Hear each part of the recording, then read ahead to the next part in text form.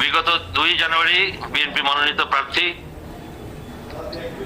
চট্টগ্রাম 2 ফটিকছড়ি আসনে আলহাজ সরোয়ার আলমগীরের প্রার্থী মনোনয়ন পত্রটা রিটার্নিং অফিসার কর্তৃক বৈধ হিসাবে ঘোষিত হয় এবং তার প্রার্থিতা বৈধ ঘোষণা হয়।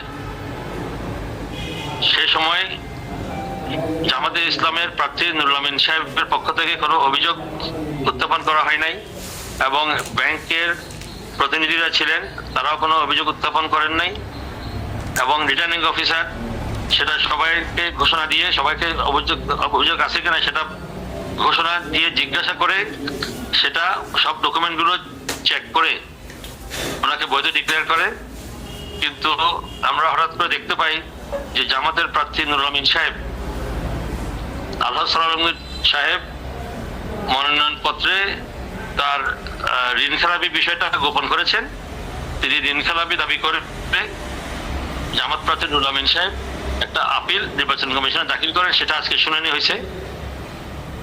শুনানিতে দেখা গেল যে রিটার্নিং অফিসারের যে বৈধতার আদেশ মনোনয়নপত্র সেটাই সঠিক ছিল এবং তাদের যে অভিযোগ ভিত্তিহীন, তারা বিভিন্ন রকম কাগজপত্র বোঝানোর চেষ্টা করেছে।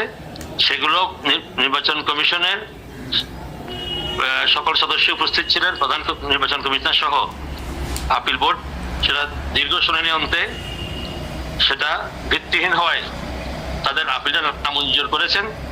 অর্থাৎ সরোয়ার আলমগীর সাহেবের মনোনয়নপত্র যে বৈধ ডিক্লেয়ার করেছিল রিটার্নিং অফিসার সেটা বহাল রয়েছে এবং তিনি বৈধ প্রার্থী হিসেবে বহাল আছেন।